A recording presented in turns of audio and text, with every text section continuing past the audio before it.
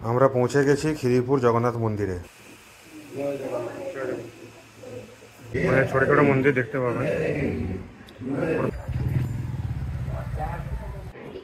আমরা এখন মন্দিরের ভেতরে প্রবেশ করছি। মন্দির থেকে বেরিয়ে এখন আমরা প্রিন্সেপ ঘাটের দিকে যাচ্ছি। এখন আমরা বোট রাইড করছি সানসেটের টাইমে, ভালোই লাগছে কিন্তু।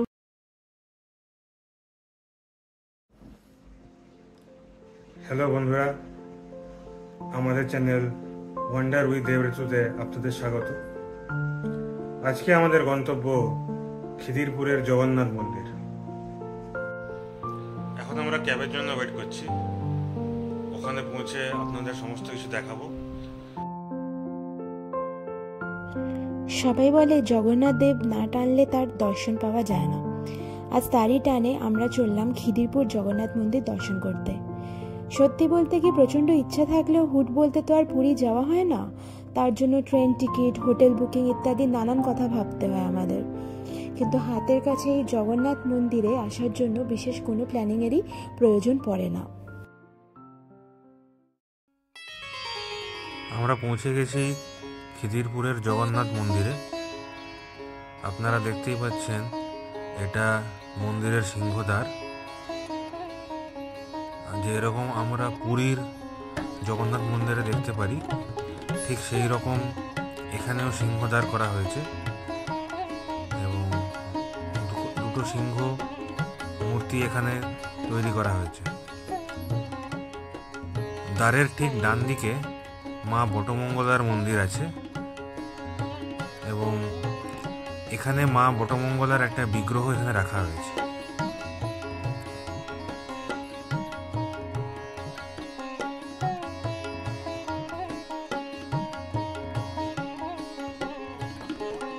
সিংহদ্বারের আরেক পাশে দেখতে পাচ্ছেন জুতো রাখার জায়গা আছে, যেখানে আপনারা নিঃশুল্কে জুতো রাখতে পারবেন।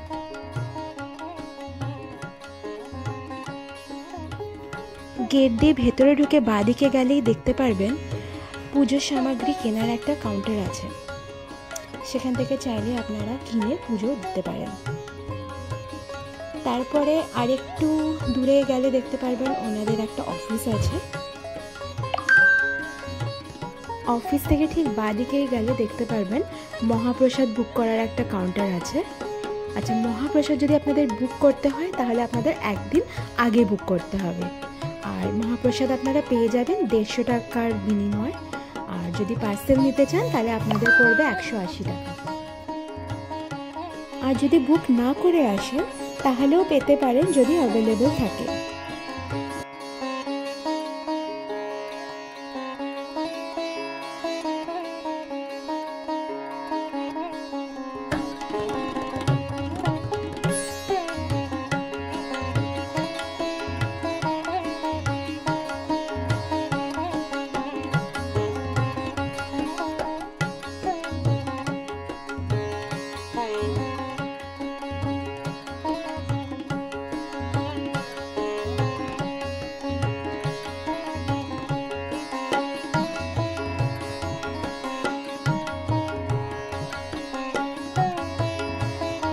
এবার চলুন মেইন মন্দির দর্শন করতে যাওয়া যাক।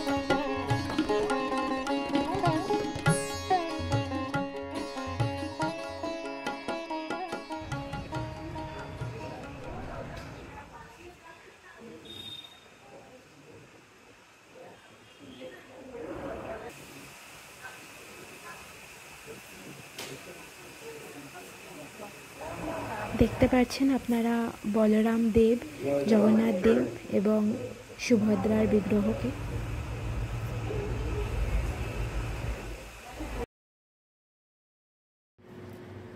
মেন মন্দির থেকে বেরিয়ে আপনারা দেখতে পারবেন অনেক ছোট ছোট মন্দির আছে। প্রথমেই দেখতে পারবেন গণেশজির মন্দির।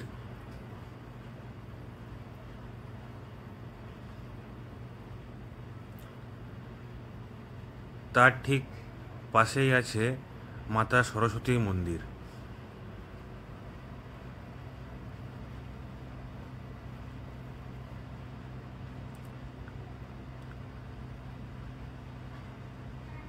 তার ঠিক পাশে আছে হনুমানজির মন্দির।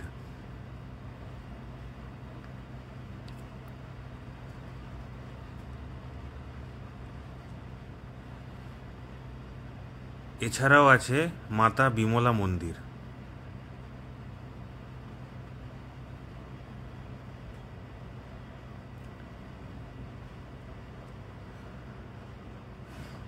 আর আছে মাতা সাবিত্রী মন্দির।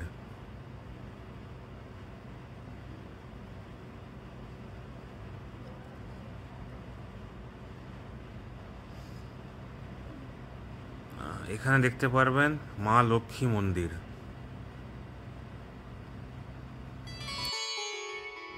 আর ভাগবতজি মন্দির।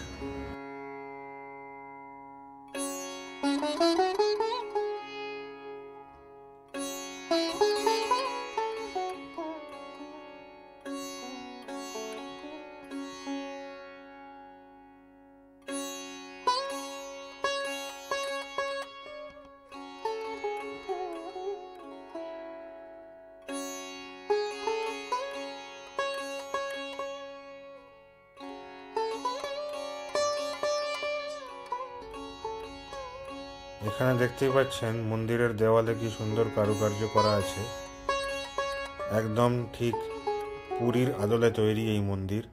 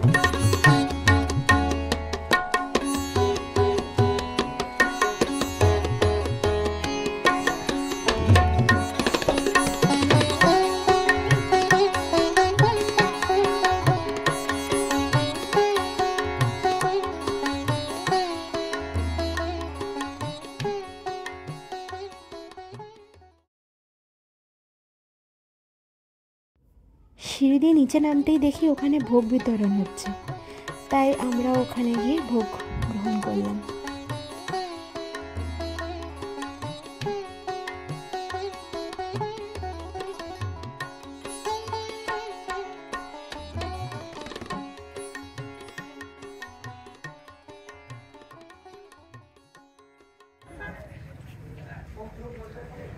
জগন্নাথ মন্দির থেকে আমরা বেরিয়ে পড়লাম। বেরিয়ে রাস্তায় হাঁটতে হাঁটতে বাঁদিকে দেখতে পারলাম একটা মহাকালেশ্বর মন্দির।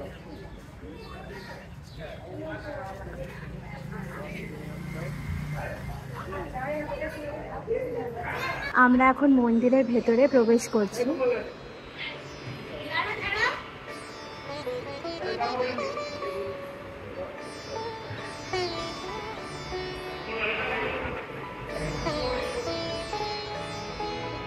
এখানে শিবলিঙ্গ একটা,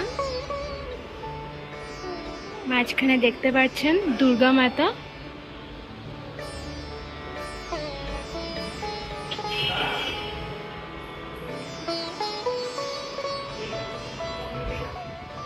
এখানে রাধা কৃষ্ণ।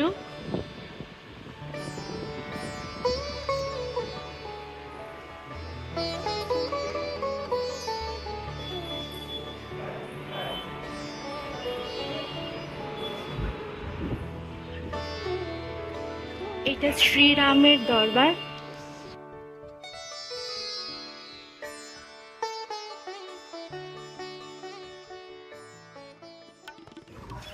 মন্দির থেকে বেরিয়ে এখন আমরা প্রিন্সেপ ঘাটে লেগে যাচ্ছি, তো ওইখানে গিয়ে সব জানাচ্ছি আপনাদের।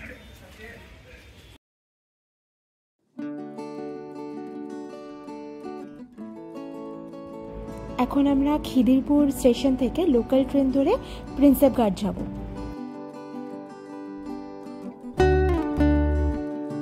আচ্ছা, আপনাদের তো বলাই হয়নি যে আপনারা জগন্নাথ মন্দিরে পৌঁছাবেন কি করে। এবার বলি, যদি আপনারা ট্রেনে আসেন তাহলে আপনারা মাজারহাট লোকাল ধরবেন এবং খিদিরপুর স্টেশনে নামবেন। সেখান থেকে মাত্র 5 মিনিট হেঁটে গেলেই পৌঁছে যাবেন শ্রী জগন্নাথ মন্দির। আর যদি আপনি মেট্রোতে আসেন তাহলে মেট্রোতে এলে আপনারা নামতে পারেন যতীন দাস পার্ক মেট্রো, তারপরে মেট্রো থেকে বেরিয়ে হাজরা মোড়ে চলে আসবেন। হাজরা মোড় থেকে আপনারা খিদিরপুরের বাস বা অটো যা কিছু একটা পেয়ে যাবেন।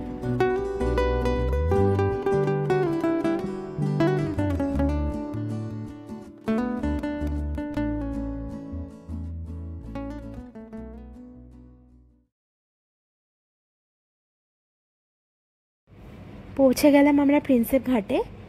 এখন আমরা দেখতে যাচ্ছি যে বোট রাইড করা যাবে কিনা।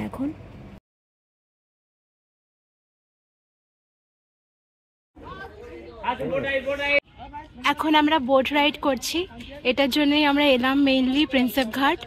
অনেকটাই ওই অন্ধকার নেমে এসছে, কিন্তু বারবার তার আসা হয় না, এই জন্য ভাবলাম করেই নি। এটাও একটা অন্যরকম এক্সপেরিয়েন্স আর কি। সানসেটের টাইমে ভালোই লাগছে। কিন্তু আমাদের বোট রাইডটা পড়লো 400 টাকা। আপনারা প্রিন্সেপ ঘাটে এলে একবার কিন্তু এই বোট রাইডটা নিশ্চয়ই করবেন। এটা কিন্তু একটা ভীষণই অন্যরকম এক্সপেরিয়েন্স। দেখা পাই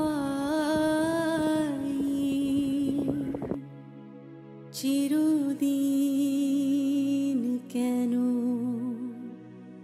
পাই না,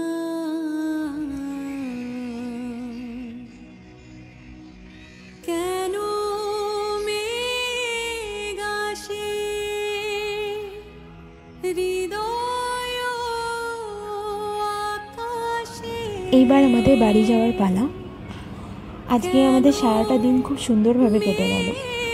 আচ্ছা, আপনাদের যদি এই ব্লগটা ভালো লেগে থাকে তাহলে লাইক করবেন আর সাবস্ক্রাইব করবেন। যেহেতু আমরা নতুন ব্লগিং স্টার্ট করেছি, আপনাদের ভালোবাসা সাপোর্টের আমাদের খুবই প্রয়োজন।